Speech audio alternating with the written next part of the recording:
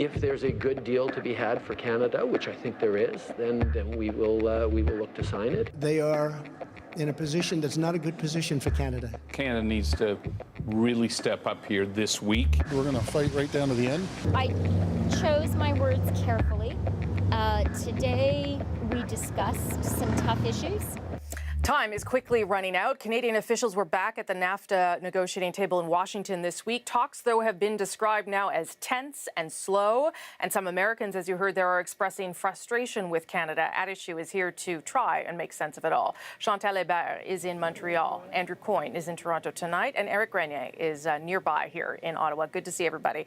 So let's start sort of there on that Chrystia Freeland clip, which was from today. Chantal, I'll start with you. It did seem that she was a little more restrained in her tone today, and there was no indication of when anybody is getting back to the table. How are you reading things from here? Well, I'm glad you're telling us that the clip is from today, because it could have been from at some point last week or 3 weeks ago. I was watching reading the body language thing on Chrystia Freeland, and I was reminded that when I was covering the constitutional negotiations, there would be weeks when everything was working towards a denouement and weeks where it was an impasse. And in both cases, there was nothing very different happening. It was just a to and fro. It's normal in a negotiation. I don't read very much from the pressure coming from the U.S. in the sense that the pressure for a deadline there is the midterm elections. That's not a Canadian deadline. If the hopes was to put pressure on Canada or to find people to put pressure on Trudeau and his team to arrive at a quick deal, I'm not sure that's going to work. Yeah, I mean, I wondered, Andrew, whether those people speaking out this week had not been mandated to do so by the head negotiator for the United States, which might be very skeptical of me or very true. I don't know how much that would be happening. Skepticism is very much in order. I would only add two things. One is it is significant that these were coming from within the Congress for a reason I'll come back to in a second. And secondly, it wasn't just coming from the U.S. side of the border. You heard some noises this week from Canadian business expressing some concern that maybe when the Prime Minister says no deal is better than a bad deal, that he might actually mean it. And that they might be prepared to let the deal, to let the talks fail, either just out of a hardline bargaining position or for the political benefits that might be gleaned from standing up to Donald Trump, et cetera. Now, there's not necessarily anything wrong with that, depending on the reasons why you let the talks fail. If you let the talks fail because to prevent the U.S. from eliminating the dispute resolution mechanism, for example, then that's well and good. If it's just to save supply management, some of us would have a large problem with that. So it will depend on what the issues are that they're taking a hard line on. But I think what's worrying the Canadian business is that we are placing our bets on the idea that the Congress, when push comes to shove, will not ratify Trump's attempt to go to a bilateral Canada, U.S.-Mexico deal, and won't get rid of NAFTA if he asks them to do that. And that may or may not be a good bet, and that's the significance of those noises coming from U.S. Congress. Well, and go ahead, Chantal, jump in, Two things, though. If Canada was about to sacrifice a good deal, for instance, for the auto industry to salvage supply management, I suspect that the union people who are around the table and who are still standing shoulder to shoulder with the Canadian government would say something about that. One of Mr. Trudeau's biggest critic in this country, the Premier of Ontario, went to see for himself and seemed to be satisfied that no one was playing games that he couldn't live with. So until I see some evidence that the Canadian negotiating team in the wide sense of the word is starting to shoot at each other, I'm not going to see that as anything other than pressure tactics. Plus, the calendar, whatever people may say about Congress, that is totally true, except if you're going to give the notice that you want to pull out of NAFTA and you're Donald Trump, you're not going to have a Congress around to do anything about it pretty much until next year at this point. Okay, Eric, you weigh in there in terms of how you see maybe the deadline approaching rapidly without, I mean, we don't really know, but it doesn't seem as though we're closer to a deal at this stage anyway. Well, in terms of the political fallout of it, we know that Canadians don't like Donald Trump. There was a poll out just today from Abacus Data. 80% of Canadians have a negative opinion of him, just 9% a positive one. So if they don't get a deal out of this, I think that a lot of Canadians are likely to put the blame on Donald Trump rather than Justin Trudeau and Chrystia Freeland, at least in the short term. Of course, in the longer term, if the deadline for the federal Liberals is really the next election in terms of what the impact of this will be, if the economy is hurting from whatever comes out of these negotiations, even if now people might blame Donald Trump rather than Justin Trudeau, if the economy's hurting, the government is likely to wear that next October. So what if we don't make the deadline here? Play the what if game with me if you want. Well, what is the deadline? Well, who says there's a firm deadline? The deadline that they are working with is the end of the month, all right? So let's take them at their words. But if we miss that deadline, though, all right, and they say they're going to go ahead with Mexico, does it then become more difficult for us to get back in? That's what I want to know. It's very difficult for them to go ahead. I'm not going to become an expert at this, but I do understand that it's very difficult logistically for them to go ahead with Mexico within a short time frame. Yeah. And as I say, they would have to get the Congress to sign off on it, and it's an open question, to say the least, whether the Congress would. I do agree with Chantal that deadlines here are basically made to be broken. There's no particular drop-dead date really for any of this. And there's a strong case, I think, from the Canadian perspective, to stall, to run out the clock, and to wait until after the midterms. The biggest single factor here is Trump and the degree to which Trump can kind of have his way here. And he grows weaker by the day as all these different forces close in on the United States, including the Mueller inquiry. And if, in fact, you get a Democratic Congress out of that controls the committees and can call witnesses and really hold them to account, then that's, I think, worth waiting, even if you get a slightly more protectionist Congress. But you're not suggesting that that's the strategy. I don't know whether it is or not. I think it's a strategy worth pursuing, and it may be the strategy we're pursuing. I don't know. Okay, I want to shift gears to this week because everybody came back here to their office jobs, not their writing jobs, and with it came a bit of a surprise. Take a listen to this. I announced today that I am withdrawing from the government benches to take my seat among my Conservative colleagues. She is ready to work hard as a member of a strong and united Conservative team. So I don't want to overblow this because I'm not sure that story lasted more than a day and a half. But Eric, give us a sense of how that kind of thing can impact momentum, story, what we might see in the coming weeks.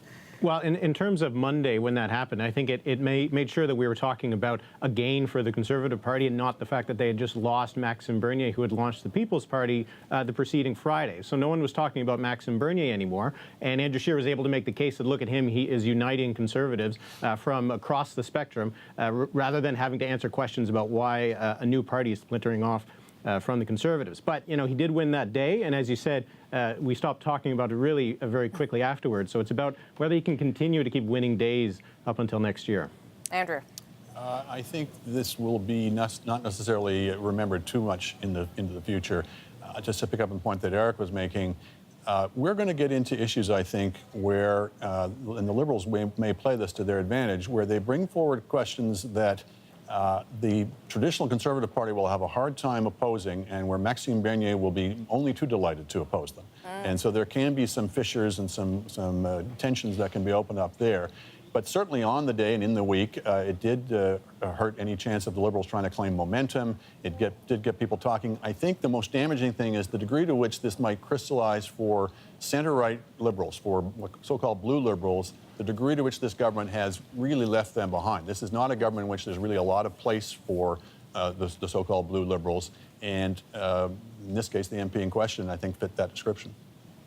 Chantal, go ahead. No, but maybe she did fit that description, but it would a damaging, lasting damage to a governing party from losing someone is usually over an issue that people can identify. Yes. And the fact that she couldn't come up with one means that, yes, you win a day, but where do you win it? On Parliament Hill or in the larger country? If Justin Trudeau had lost an MP from BC over his decision to buy a pipeline, yes, or one from Alberta over what's happened in court over the Trans Mountain pipeline, that would have had more legs than an MP who lives in an area where the Conservatives have done well in the past in elections, deciding a month after having said nice things about the Prime Minister that she can't bear it anymore.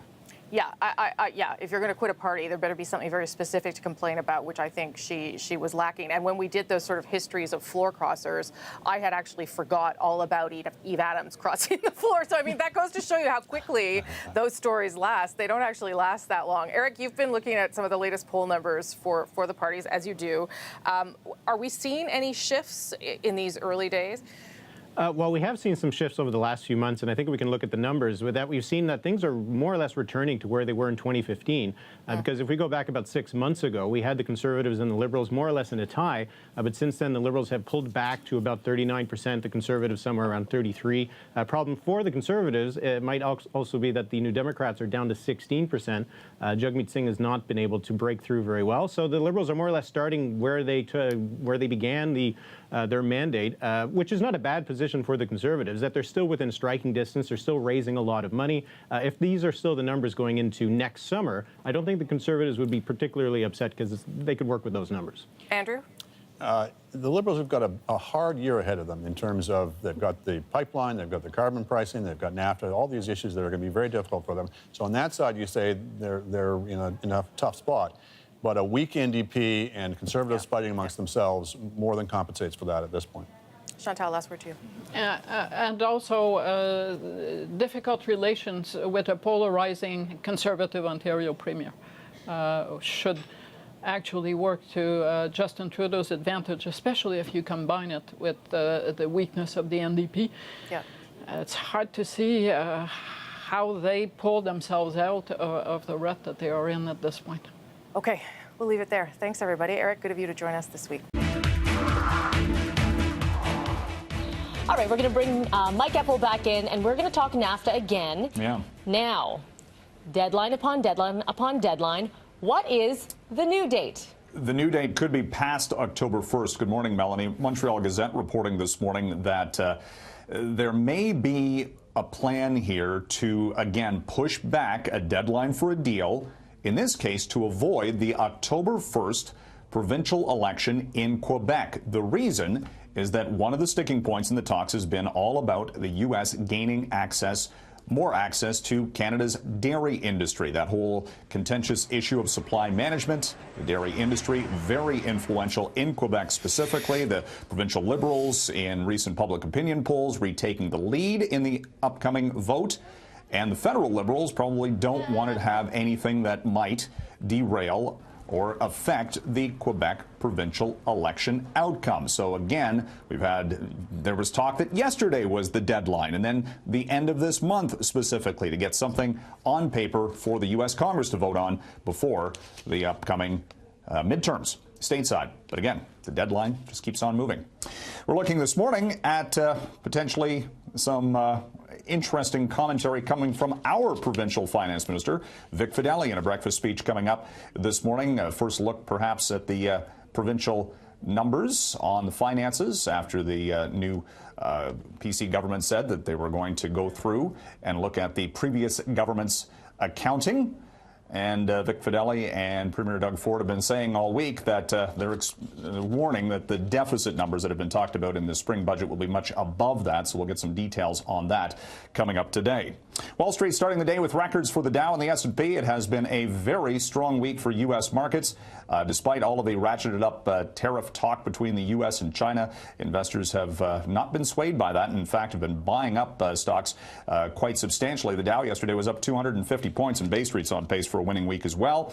Lineups at the Apple stores already this morning. It is iPhone sales day, so we'll be tracking Apple shares for potential implications from that. Apple coming in actually over the past 5 days down by about 2%, but still over $1 trillion in market value.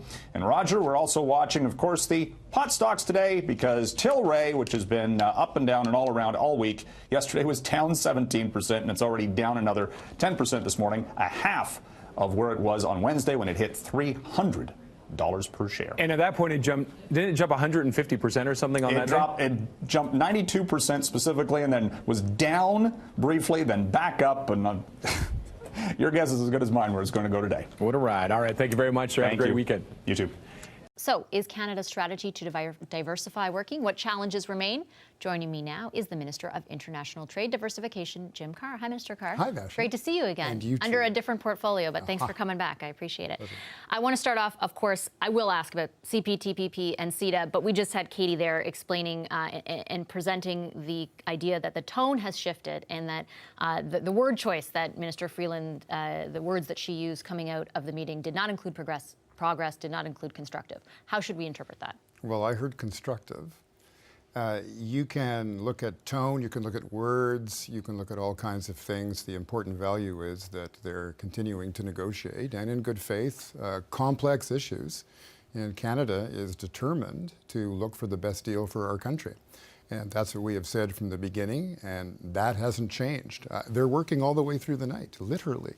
And that shows that all countries involved understand how important the deal is, and it's in the interest of all three nations, and Canada is there in good faith. Minister Freeland is set to be in Montreal tomorrow. She hasn't said when she's coming back to the talks. She's set to be in New York City all next week for the UN. Does that mean that her end of the negotiations is over for now, even though that takes us into that end-of-month deadline? The negotiators don't stop. But the ministers do have to be there to get a deal. At the end of the day, the ministers will be there, but meanwhile, when the ministers are doing other things, the officials are beavering away through the complexities of the agreement. So what I take from this is that they continue to work through them. Sometimes it's paragraph by paragraph, and that there are teams of very skilled negotiators who are negotiating on behalf of Canada and Canada's interests. That's the way it was. That's the way it continues to be. Behind the scenes, we're being told, not on the record, but on background, that the Canadian government is okay with missing that October 1st deadline. I want to ask you on the record, is the Canadian government okay with missing that deadline? We're focused on getting the best deal for Canada, and we've also are determined not to negotiate in public. We'll continue to negotiate, and in good faith, with Canada's interests at the front of what we believe to be the objective that all Canadians want. We think that most Canadians agree that this is a very important trading relationship, but they also want the government of Canada to be firm in presenting and promoting our values. That's what we've done. That's what we continue to do. The deadlines seem to come and go. We'll see what happens to the next one. Okay, I want to move on to CPTPP, the Good. bill that's Let's do that. currently being debated. When the Harper government was negotiating the original TPP, it agreed to a rather large, $4.3 billion at the time, compensation package for farmers. Will there be, I mean, dairy farmers have reached out to me in the past weeks and said that compensation package has not materialized in the agreement you agreed to. Will it? We continue to have these important conversations. We know how important supply management is for the industries across the country. We continue to believe it's important, and we defend it. We're defending it in all of our trade discussions. But the important point to make is that all of our producers are now going to have access to 1 billion more consumers around the world, east and west, and that this is an opportunity to generate jobs and create wealth. We talk an awful lot about distributing our wealth as a nation. We also have to talk about creating that wealth, and the way you create that wealth is through trade agreements and growth that produces these good jobs.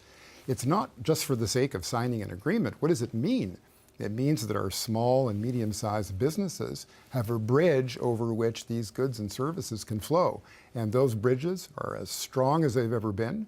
We're working very hard in the Pacific region. We're working hard in the Mercosur countries of South America, the Pacific Alliance. The European deal is done. We celebrate the one-year anniversary tomorrow, and we understand that Asia is very important to Canada and for all of our sectors, including agriculture. I want to ask you about CETA, but first I do have to follow up on what you just said, because there are obviously, given what's going on with NAFTA and the speculation around concessions, I know you said it opens up a new market for all producers here, but it also, according to farmers affected, shaves off some of their market, and they feel like, you know, death by 1,000 cuts.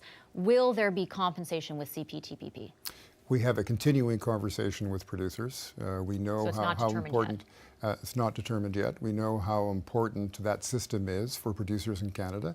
And we also know how important it is to open up these new markets. This is significant. This is trillions of dollars of possible investment into Canada. And it's two-way. It's not only how we open up these markets to sell our goods and our services, it's also to invite investment into Canada. And we think that on both fronts, we're much further ahead today than we were even 2 days ago, and certainly where we were a year ago. I'm glad you brought that up because Janice McGregor, one of my colleagues here at CBC, did some number crunching using StatsCan data. And on our free trade agreement with CETA, found that that our exports to the EU in the 10 months following CETA grew by only about 1%, while in the corresponding period, our imports grew by 12%. What is the problem? I have a problem with the stats. The chief statistician and Stats Canada say it's 3.3% year over year and $1.1 billion. And that's just the beginning. But that's still less than the difference. I'm asking about the difference. Okay, so take your numbers, it's 3%. Yeah, it's still a lot less than we are importing. But look at it the other way. Look at more choice for Canadian consumers. Look at the platform that's been built for Canadian producers. This is very early days. We're in a much better position than we were a year ago, and next year will be better than this year has been. So you don't think there's any issue with, for example, and what her reporting showed, the number of businesses taking advantage of what's new? I mean, is your government doing a good enough job making businesses aware of what's available to them and urging them to capitalize on the agreements that have been set up? Could you be doing a better job? Yes, and we're absolutely committed to doing a better job. And that's why this conversation with small and medium-sized businesses is ongoing. We have a vast system worldwide of trade commissioners who are there to help SMEs. It's been very easy to do most of our business with one country. The geography of it, the ease with which this trade has flowed, is now part of an understanding that we have to expand these markets to take full advantage of what these new markets have for our producers. Do trade commissioners have the tools, though, to sell that message? Tools. Do they need new tools? The tools. They have tools. We're giving them more tools. I've already, believe it or not, been around the world since I last saw you, around the world in 12 days. And I was in the Asia Pacific. I had negotiations with the ASEAN nations. I was in Thailand. I was in Israel, where we have modernized our free trade agreement with the Israelis. And all of this means that we are creating the possibility of businesses to take advantage of these new rules, and a rules-based system is the one that we are promoting at a time when the world is full of protectionism. We're fighting against that protectionism. Why are we doing that? Because these opportunities mean jobs for Canadians and creation of new wealth. Do you understand, though, the concerns around, you know, I get the idea of expanding trade and diversifying it, but if it's not being capitalized on, do you feel pressure to make sure that it is? Yes. It's not only pressure, it's action, and we're taking that action, and we're doing it in a very deliberate way. Also, the Prime Minister has appointed a minister in charge of the promotion of export industry, Minister Eng. We're working very closely together. As a matter of fact, she was in China this week. So should we expect that 3% number to grow a lot by next year? Yes, we should expect it to grow a lot, and we should also expect the government to be more aggressive in facilitating the support that small businesses need. Okay, I have to leave it there, but thank you for coming in, It's Mr. my pleasure. Great Thank to you. see you again. And you. On this Wednesday night, if the Nafta talks are a game of chicken, neither Canada nor the U.S. has flinched yet. Today, after some harsh words from U.S. lawmakers, the two countries' top negotiators met again face-to-face. So what did Canada's Minister of Foreign Affairs, Chrystia Freeland, make of it? And why was Doug Ford on the scene? The U.S. says it's do-or-die time for NAFTA negotiations. Canada must cut a deal, say Republicans, or else. But in Washington today, there's no sign Canadian negotiators are buckling under or backing down. Our Katie Simpson takes us behind the scenes. NAFTA negotiators needed a shot of caffeine after a marathon sitting of intense talks. Our negotiators have been really, really hard at it, including an all-night session last night of one team that just ended at 7 a.m. this morning. But those round-the-clock discussions have yet to lead to a breakthrough. Sources tell CBC News talks remain steady but slow, and that Canada is not going to be rushed into a fast finish. If talks don't wrap up by the U.S.-imposed deadline of the end of the month, the Canadians expect to be on the receiving end of more intense, blunt, and brutal public criticism. Canada is already being pressured by influential Republicans to fall in line or risk being cut out of the deal. Canada needs to really step up here this week. We're not going to change the deadlines, Republicans, in the new trade rules. the Prime Minister is dismissing that pressure, suggesting the U.S. needs to be ready to compromise. We're going to need to see a certain amount of movement in order to get there, and that's certainly what we're hoping to see. Canadian Labour leaders are amplifying that message, saying it's the Americans who need to play ball. They're going to have to start to signal that they are going to move on these issues in a serious way. If not, there won't be a deal, and that would be unfortunate, but they're going to have to take the blame for that. A more unlikely ally also came to Justin Trudeau's side today, the Conservative Premier of Ontario. I just want to reconfirm again, province of Ontario is standing shoulder to shoulder with their federal government, and we're going to get this deal done, hopefully sooner than later. Doug Ford stuck to the Team Canada script during his day trip to Washington for an update on the talks. While he didn't meet with any U.S. lawmakers, Ford also didn't give the Americans any reason to doubt Canada is anything but united on Nafta. Lower-level technical negotiators are going to keep talking through the night, with those high-level talks between Minister Freeland and her American counterpart picking up tomorrow. And Katie, what do we know about where these talks are stuck? It's the big sore points that have really been a problem since these negotiations began 13 months ago. Sources tell CBC News that both Canada's dairy industry, which is a problem for the Americans, that was discussed today, as was Canada's demand to keep a dispute resolution system, an independent one, within NAFTA. A source tells me tonight that conversations today were full and frank. Now, if there is going to be some sort of breakthrough this week, it has to happen tomorrow. Canada's Foreign Affairs Minister is expected to be in Montreal on Friday to host female foreign ministers, so she won't be able to stick around into the end of the week. Katie Simpson in Washington again tonight. Thanks. Thanks. Well, Katie mentioned the renegotiations began just over a year ago, and since then, deadlines have repeatedly come and gone. Some even feel these dates on the calendar have become meaningless, but there is concern things may be different this time around. Well, how many have we already passed? It was supposed to be done by December of 2017, then March, then June, now September, now. So who knows? I think this one has some validity to it. Why? Well, because by September 30th, President Trump has to present the full and final agreement to Congress.